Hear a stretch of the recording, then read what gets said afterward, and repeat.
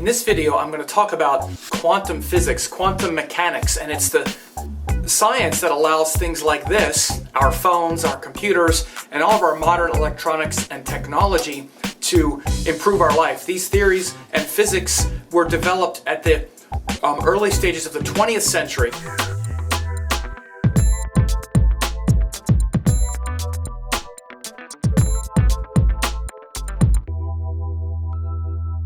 Really think about the revolution in our life with these electronics. Invisible forces moving through the air, data moving through the air. This is miraculous stuff, and the reason it works is because of quantum physics. And I'm going to show you how astrology extends quantum physics into the realm of individuality, just like we saw with the modern neuroscience. I'm also going to give you a great exercise that you can do yourself, just like in the last video. In this video, we're going to really learn how to focus our awareness on exactly what we want so we can be using quantum physics and quantum theories and quantum facts to our advantage. There was a great response to the first video where I talked about neuroscience and resolving our inner conflicts and showing how the three brains were directly related to the three gunas and how we have these inner conflicts where part of us, usually the part of us that dreams for a better future,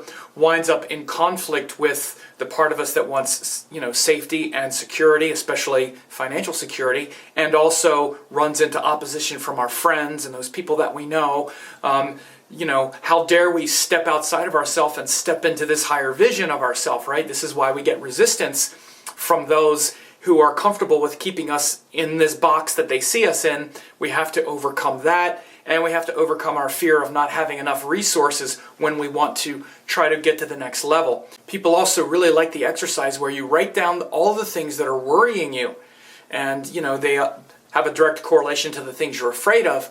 And then how those things manifest into worries. Some of them are tangible worries and things that you can control, but others are very abstract and intangible. And those are really the ones that keep you hung up and keep you stuck in your life the way it is, because it's on a deeply psychological level. You feel like you want to do something, but you have this irrational fear about the nature of the world or humanity or, the Illuminati taking all the money or something that you can't control, and it stops you from being congruent and aligned. So if you didn't see that first video, you should really check that out.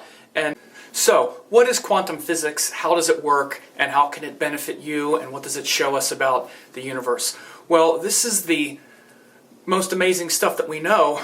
It's really the field that shows how energy becomes matter, becomes form. It's very important to understand how the Western scientific model works. It basically examines things like they're a machine. Just like in neuroscience, it examines the human being like they're a machine, and the brain is, of course, what controls the machine. When physicists of the last century started looking into the deeper and deeper subatomic particles, which is really just magnifying matter as much as they can, they started to see that there was no possibility of actually understanding where any particular particle or atom existed in space, would exist in space. It seemed like particles exist kind of everywhere at the same time until we focus our attention on them, and then they become something solid. And this doesn't make any sense at all to what we would consider to be reality, because our reality looks solid. It looks like things are at a time and place. What happened is through what's called the double slit experiment, which I'm going to explain in a second, they realized that particles are actually more like waves until we focus our attention on them, then they become an actual thing. So it's our attention itself that actually takes the energetic possibility and makes it a hardcore reality. So before we focus our attention on something, it can be any possibility, and the possibility exists within a predictable range, but there's no way to know precisely what this particular particle or this particular energetic structure will turn into until we focus our attention on it. And they understood this through what was called the double slit experiment. So this answers the question that people ask me all the time about karma, and it's been my answer forever, which is that we have a predetermined way to see something, but it's our attention and intention on it that actually creates it this time. And again, this is not shown by particle physics. This is shown by particle physics and quantum physics in relation to astrology, because only astrology brings the seer and the focus of the awareness into the equation. But what it basically says is that every possibility within a certain structure is capable of manifesting at any moment. And it's the act of focusing our attention on it that creates this thing at the exclusion of everything else. And I'm going to show you how they came to this right now. So I'm actually going to read the explanation of the double slit experiment from Wikipedia, because it's a very concise explanation and it's a little tricky, and I'll also bring up some illustrations for you to see. But the double slit experiment is a demonstration that light and matter can display characteristics of both classically defined waves and particles.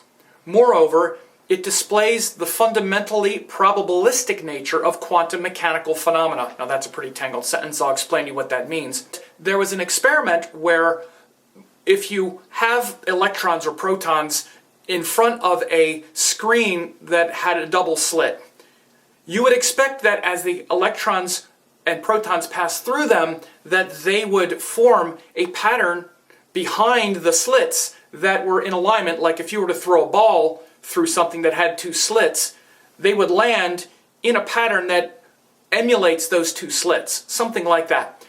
But instead what happened is, when unobserved, when just left alone, when the electrons or protons would pass through, I think it was mainly electrons, they would form a pattern that was like the visible light spectrum, like our solar system, where there was basically 7 bands of light across the spectrum. And this is a predictable pattern. This is what it says, the probabilistic nature. There's a thing called predictable probability that shows that it's impossible to know what any one particle will do, but we can predict within an incredibly accurate range what the aggregate of the particles will do. For instance, you may have heard Einstein say, God doesn't play dice. You've heard that before? God doesn't play dice. This is something Einstein said. And he said this in response to the explanation or the example they used to explain this probability phenomena.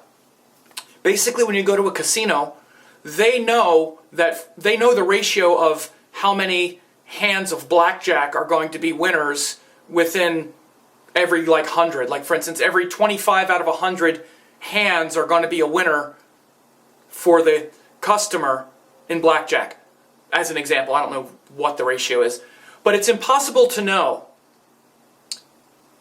what any given hand will do. It's impossible to know which ones are going to be the winners.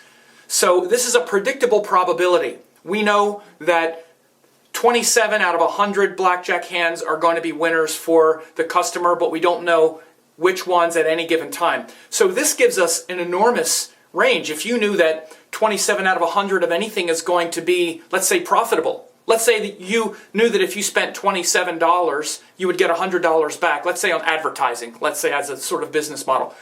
Then you would keep doing that. This is why casinos are profitable, because they know the ratio. But you have no idea which dollar produces which person, which buys which product, for instance. This is something that happens in business. You look at the aggregate. So this predictable probability showed the uncertainty of how those molecules scattered when unobserved. So they scatter when unobserved in a predictable range. And that predictable probability is what makes things like this work. Because what this thing runs on, it's not electronics like you plug a light into the electrical current. That's electricity. These electronics are based on quantum theories, quantum physics, because they shrink things and data and information onto little tiny chips, and they move them in this predictable way. If that stuff didn't work, none of our electronics would work. So this is fact. We know this is what happens. And we know that once you introduce presence and once you observe the situation, it immediately changes this unpredictable ratio and makes that particle one thing at the exclusion of everything else. Einstein hated it. Einstein spent his whole life really trying to sort of disprove it. He called it spooky science. There's a thing called entangled particles, where one particle, if it's joined another, and you focus on that one, both of them become affected at the same time. This is where you heard Einstein famously say, well, I prefer to think that the moon is there whether I'm looking at it or not. He said that in opposition to these theories because they make no sense to our brain. But they do make sense. God does play dice, and apparently the moon isn't there until we look at it. Now, for people like us who study Eastern concepts like meditation and consciousness, it makes sense that focusing our awareness on something makes it take form. And also the tangled particle theory, where if you focus your attention on one particle, whatever it's entangled with also gets affected. This is this whole kind of way that our energy spirals. And you can understand that on the quantum level, your energy is affecting everything else. Absolutely. But here's the real thing that's amazing when you bring astrology into the equation. Again, just like with neuroscience, neuroscience generally showed the way the brain works. Astrology shows specifically how the brain is working and specifically how each individual brain is working. The same is true with quantum physics. It shows generally what's happening. Like, this is the way energy is working. Our attention on something creates that thing at the exclusion of every other thing. But it doesn't account for what is actually being focused, what the focus actually is. So when you bring astrology into the equation, you're seeing, first of all, the container of the situation. That's what our karma is. Because, for instance, you're not going to be able to have attention create like a horse out of a piece of plastic or something. Every situation is still going to be contained within what it is. Every molecular interaction with our attention is going to be structured within certain possibilities. And that's what karma is. What I mean to say is that right now you're sitting where you're sitting doing what you're doing. If you focus your attention on something else, it doesn't mean that you're suddenly going to be somewhere else. Karma still frames every situation, which means your past decisions, as they arrive in the form of the present moment, is the container of everything. And within that range of the moment and all the possibilities that exist, it's your attention in that moment that determines this thing at the exclusion of every other thing. And every other thing is also possible within that range at the moment, which means it's possible for you to, let's just give an example. You're sitting somewhere, and within the range of your experience at that moment, let's say you receive an email, and you don't like it. It makes you angry. Your karmic tendency is to interpret it a certain way, react to it, send that email, and that's like your trigger response. That's how you're patterned, okay? But within that, you have a range of possibilities. You could react so many ways. You could not react at all. You could react in a more loving way. You could wait. You could walk away. You could do all kinds of things. You could react harsh. You could react more harsh. You could break the computer. There's so many things. This is what we see on the quantum level. And this is what we see when we talk about karma. I see the tendencies. When I look at an astrology chart, I see the tendencies. I see basically the habits, the patterns, and the gravity. It's like a habit gravity. When I see the dignity of a planet in a natal chart, I see the tendency.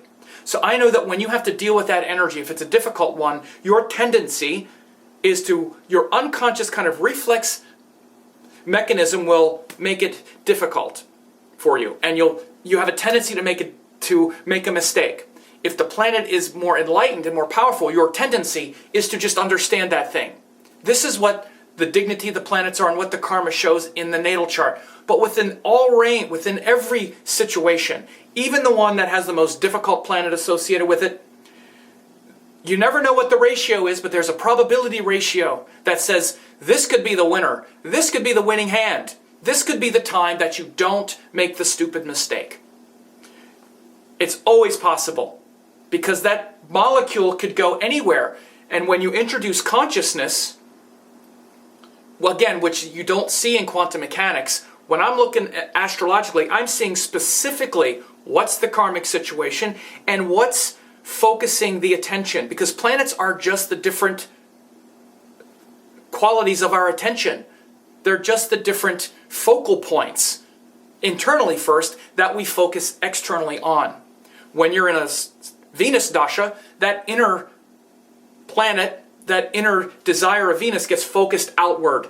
So I know that if you're mainly focusing Venus energy now, and Venus has this kind of quality, it's going to be focused this certain way. That's the tendency.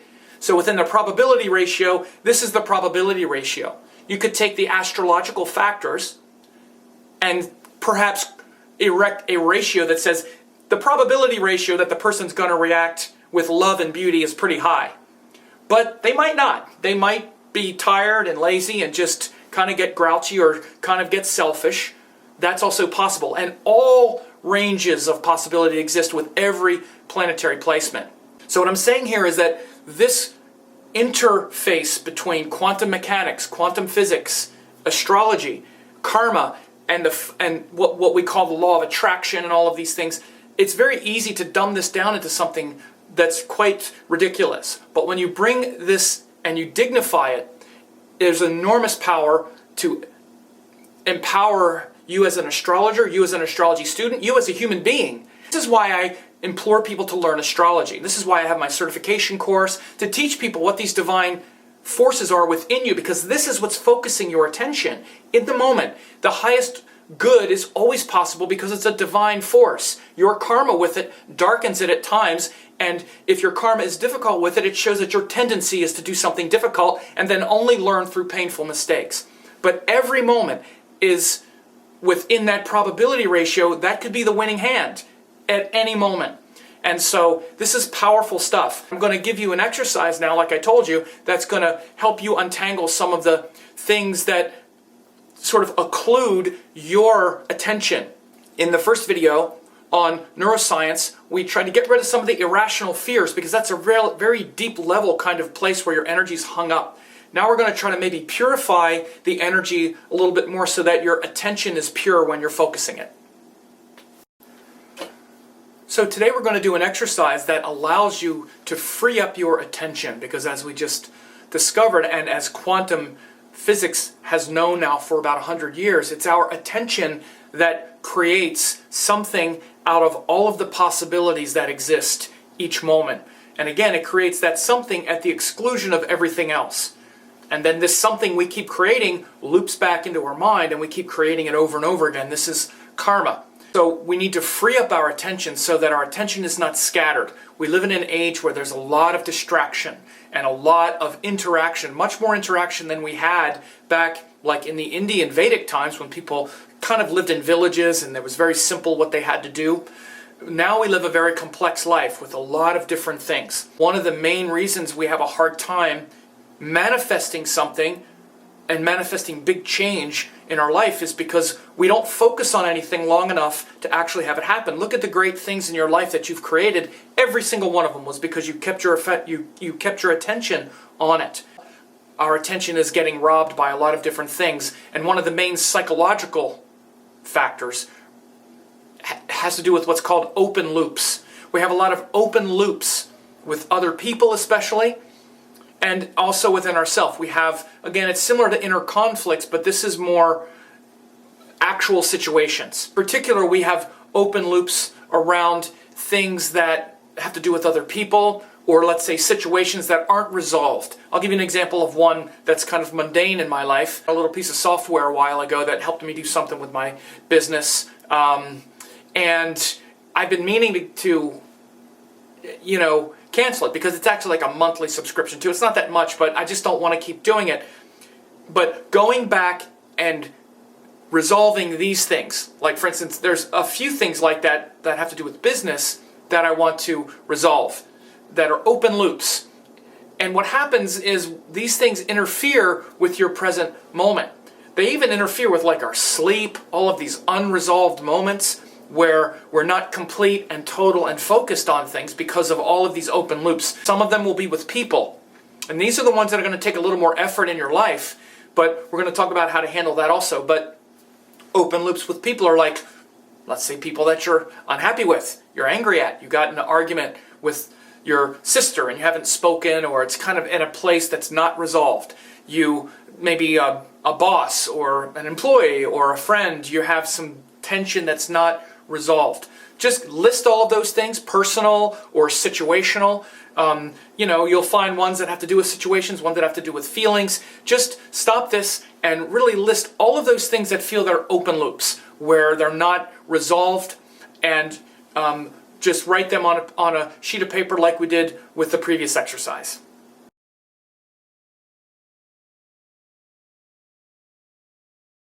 Okay, so now what we're going to do is like we did before, and I hope you realized and I hope you felt good about just dumping all of that. I know when I did this exercise and listed all of the things that were open loops, they just kept coming up, and they sort of creep into other moments where you're like, oh yeah, there's that thing, oh yeah, there's that thing. And there's just things that you need to resolve, you need to finish.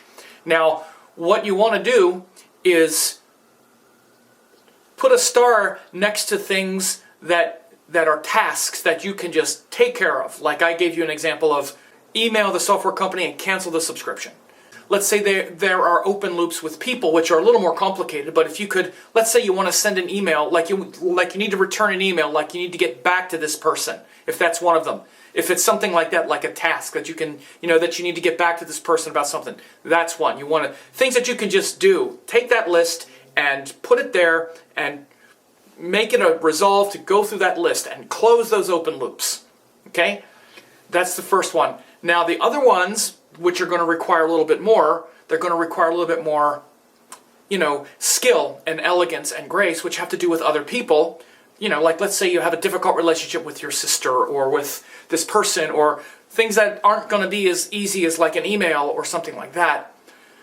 See what movement you can bring to that, in particular a certain level of forgiveness in yourself, anything that you can bring to actually resolve that, like reach out to that person, if that's something that makes sense. If it doesn't, I understand that, but really meditate and ponder this situation and try to compartmentalize it in a way that's healthy, that's not repressed. And again, similar to what we brought up yesterday, try to let go of the charge you have around it. See, the problem isn't the issue, because we're going to have things that are unresolved and things with people. Try to resolve the ones you can, and the ones you can't, simply because maybe they won't. You say, well, what do I do about my sister? She won't return my email. Doesn't mean she has to. Perhaps you can just send her something that allows you to diffuse some of the charge in your heart. The saying that when we hate someone, we're the one in the cage. When we have this charge around something or someone, we're the one that's in prison. My guru Amma says it's like stabbing someone with a knife where there's a blade on both ends. So again, to close some of these open loops emotionally, you want to try to let go of the charge around that. This is going to free up your attention so much. First of all, to get all those tasks off your plate will be really good. And then to free up your emotional space as well, to where there's more clarity in each situation, can be very liberating. And this will allow you to then be more of a master of your attention, and then also of what returns. Okay, well, I hope you really enjoyed this exercise and also this whole approach to quantum astrology, looking at the quantum physics and its connection to karma and the astrology chart, and how we are literally focusing through astrology. When I look at the astrology chart, we're looking at how our attention is focused into existence, and quantum mechanics, quantum physics shows that this is exactly what is happening. Now, these are things that people learn in my certification course, by the way. This is what my students learned. Learned all about how the planets are the bringers of intention and energy and of divine force and will that we project out into the world, and that we create karma this way, and that karma is a dynamic and an atomic situation where we always describe the highest possibility, because you never know within the probability ratio when the person is going to actually do the perfect thing, and you want to always let people know. So these theories on quantum physics and neuroscience and how they relate to astrology and how astrology extends them and makes them even more clear and more focused are in the course that I have on quantum astrology. You want to look for some details of that in your inbox in the next few days, and I have a few other great bonuses that I have for that course as well that people have been asking. It has to do with things like exercises that I'm giving you right now, and ways to start your day, and meditation exercises and approaches that can help you align your intention with the highest will, with your cosmic will. I've been able to bring about a lot of changes in my life because I've used these methods before, and I'm going to include that in this course that I'm doing. I'm glad you watched this video. Leave a message, let people know, and keep your eyes out for the certification course that I'm going to be releasing in the next few days as well.